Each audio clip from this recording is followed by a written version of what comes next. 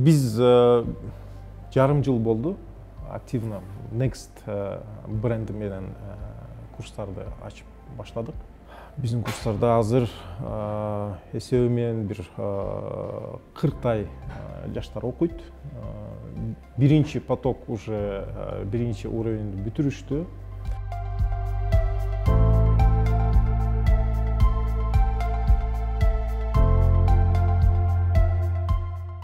Азыр натыйжага ээ боло элекпиз. Жарым жыл болду баштаганыбызга.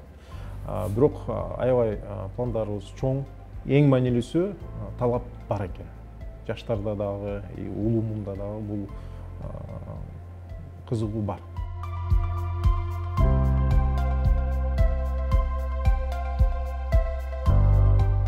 Англис тили азыр убагында мисалы бизде орус тили канчалык мындай дүйнөгө айнек эшик болсо, мындай чыгыш болсо, азыркы учурда англис тили ошондой билим, илим тили болуп калды.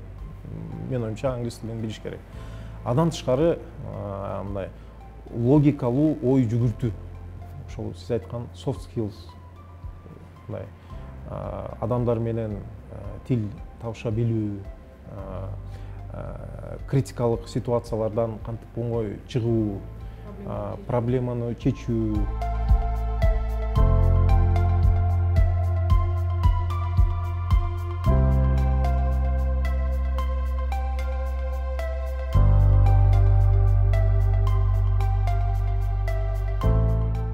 Биринчиден мен балдарым Кыргызстанда төрөлгөнү менен тилекке каршы алар англис тилини биринчи тил кылып алышты да.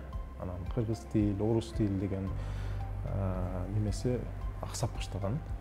Бирден бир келген себебибиз ошол болду.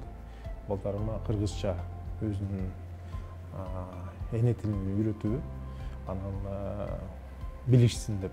Ато мындай карап көрсөңүз, мен чоң уулум 11 классты быйыл бүтүрдү.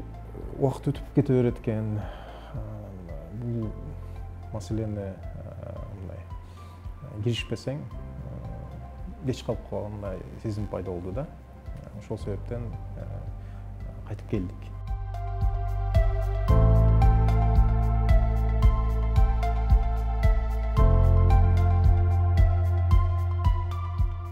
Биз максималдуу түрдө ушундай миграцияны колдошубуз керекпиз. Четтен жашап, иштеп келген адамдар ал жактагы жакшы нерселерди, эмнеге ал жакта бул нерселер боло калат, а бизде боло албайт. Ошону мен дагы бир четтен өзүмө как миссия катары, максат катары алып келем. Биз дагы алардан эч кандай айырмабыз жок. Биз дагы ошол мамлекеттерде болуп аткан нерселерди биз дагы бул жакта чагылдыра алабыз деп ойлойм. Азыр үйдө мисалы Алайдын та чокусунда отуруп, интернетиңиз бар болсо, сиздин мүмкүнчүлүгүңүз бирдей болуп калды да, башка мамлекеттер менен салыштырмалуу.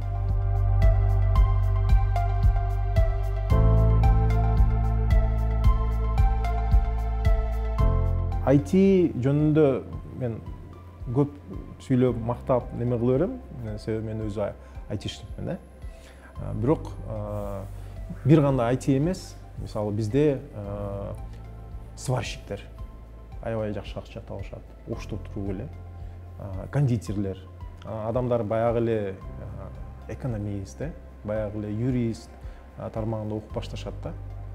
Вот биринчи проблема, мен оюмча, ошол мектептерде туура профориентация бериш керек.